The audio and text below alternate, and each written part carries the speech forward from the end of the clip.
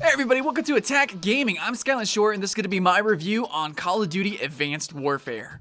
Okay, so guys, you buy the game and you have 3 different game modes that you can play. You can play the campaign, you can play the multiplayer, or you can play Exo Survival. Of course, there's going to be DLC, potentially even extra game modes added on, but right now we have the multiplayer, all the different game types that you can play there, and we have the campaign that's really the meat and taters of the game. So, the campaign is really good. I mean, that's as simple as I could put it. Now, I could go through and explain why the campaign is good. I don't want to spoil anything, but I do want to say that it's very story-based. It's really good, amazing voice actors, definitely cut above Modern Warfare 3 or Ghosts. Really, really good storytelling. I think for Call of Duty, it's really good. It's still that action movie nonsense, but it's awesome. It really is. Plus, you have the whole new aesthetic of it being like this down-to-earth, gritty, almost realistic sci-fi setting, and I really like that, especially for Call of Duty.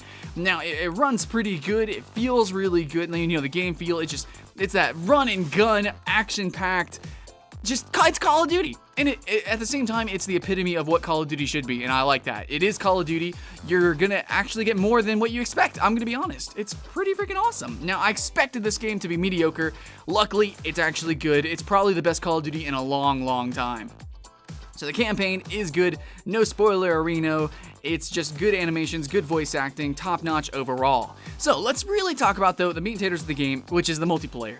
The multiplayer has a bunch of different game types, like a lot. And of course, there's going to be more game types added, more maps added, blah, blah, blah. We're going to talk about what I experienced so far. So really, I'm going to consider this a first impression on the multiplayer aspect because, well, it takes a long time to get into the competitive scene and learn what the balance is for the multiplayer, see how people play, see how I play, how I evolve. Now, I'm pretty good at first-person shooters. My first game, I did amazing on free-for-all, but then every game after that, I actually did really, really bad. And it's really surprising because when you start actually playing with good people as the days go by and people start getting good at these mechanics, it becomes apparent that this game is a very high skill cap game, which is very interesting because Call of Duty, the whole series, is known as being very approachable, very easy to get into because it's really more about learning and memorizing locations, and then the mechanics are kind of just naturally there, especially with the aim assist, which is really dramatic on consoles.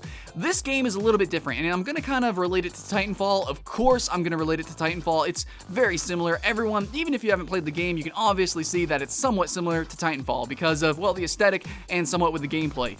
So, it's just like Titanfall, there is mobility, there is parkour aspects to the game, though the maps are nowhere near as huge, and you're not going to have giant mechs, of course. You're going to have way more customization, though. Way more customization.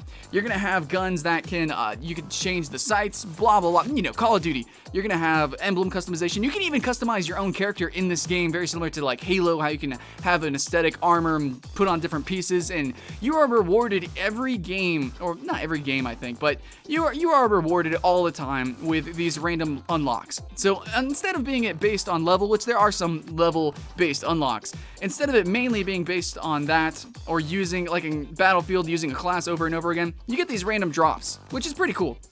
You also have limited time items. You also have DLC items. There's just a whole lot of customization in the form of a lot of different things. It almost seems like a free-to-play game. Like, they just have so much content, which I guess you could kind of relate it to Blacklight Retribution if you play that game. But of course, Blacklight Retribution is kind of a copy of Call of Duty, so it kind of makes sense that it would be similar to that. It's just, there's so much content, and it's just really cool that they took a lot of ideas of how you receive loot in free-to-play games. They took those ideas, and they are rewarding us with that. Okay, so every game, it feels like you are getting something. It doesn't feel like you're grinding. It just kind of feels like little prizes being gifted to you, and I like that. And there's a lot to be gifted in Call of Duty with all the different, you have different perks, you have different weapons, you have different customizations for those weapons, and then, of course, you have the customization with your character, blah, blah, blah. There's just a lot of customization, which trumps Titanfall completely. Okay, so this is where it really differs from Titanfall, I think, but at the same time, it seems similar. It seems similar at first, but when you actually get into the game, it's different. So the jetpacks, okay? Let's talk about the jetpacks. This needs to be talked about, because this is what makes the game totally different, and it's what makes it, okay? It's what makes Call of Duty Advanced Warfare what it is. So, unlike Titanfall, where Titanfall, you have a jump. You can jump once per surface. That's the rule. If you're on the ground, you can jump a double jump once, and then if you can jump on a wall, double jump, whatever. There's rules to these jetpacks. It's not like an energy system like in Tribes Ascend. So, in this game, you can double jump once, just like Titanfall. But you can also side dash, you can boost, which is really cool. You can double tap the arrow keys or whatever you have your hotkey for. You can actually boost. So you can double jump, boost, and then depending after a certain amount of time, you can do it again. So basically, if you ever played Guns the Duel, it really feels like that. It feels like you are just bouncing all over the place. There's so much more agility than in Titanfall, where, yeah, okay, in Titanfall you can run on walls and you go much further. The mobility is, I guess, it's more like longer lasting, like you go further and faster, but you have nowhere near the agility like you do in Call of Duty, which, you know, is going to be a problem, and we need to talk about how it relates to Titanfall here. Okay, so in Titanfall, basically the best all-around weapon was an SMG or an assault rifle. Like, those are the best weapons because of how fast these games play and the verticality of it all. You need to have a weapon that is pretty good aim down sight, but at the same time, you need to be able to transition to hip fire very well because of how fast people can close in on you. They're jumping over your heads and all that. You're going to need to be all over your screen. You need to be moving your mouse like crazy. These are the weapons that are going to accommodate that. So it's the same for both games. Same thing with Call of Duty, and probably even more so. I'm gonna have to say that I saw 99% of the players using I think it was either like an SMG or an assault rifle, and most of the time they had accuracy perks or recoil perks. It was very, very run and gun. And I think that's awesome. Call of Duty is a run and gun game. This game feels extremely fast paced. You are going to be constantly running and gunning, even in the campaign. But this game, I don't know, it feels really unbalanced towards people who like sniper rifles, who like the more tactile or tactical and campy kind of play styles. Now, I think you still can camp, but it's nowhere near as effective because it's so easy to turn on people. So having a sniper rifle, if you miss one shot, it's extremely easy for them to double tap and get right next to you and kill you, or even just run around the corner. So you need to be extremely accurate, which is also very hard because there's really no downside to constantly boosting all over the place. Yeah, you do show up on the map, but you move so fast. By the time anybody really engages you, you're gone. Like, it's really easy to dodge in this game, which I think is a good thing. It's just something that you're going to have to get used to. You need to learn that sniper rifles are extremely niche in this game. It's very hard to use them. Any weapon that's not automatic is probably going to be niche in this game. So just keep that in mind. It's very run and gun. You're going to need to utilize the weapons, like, you know, all the SMGs, all the assault rifles, which of course that's why there's the majority of them to choose from. What I do like about this game, of course, is the mobility.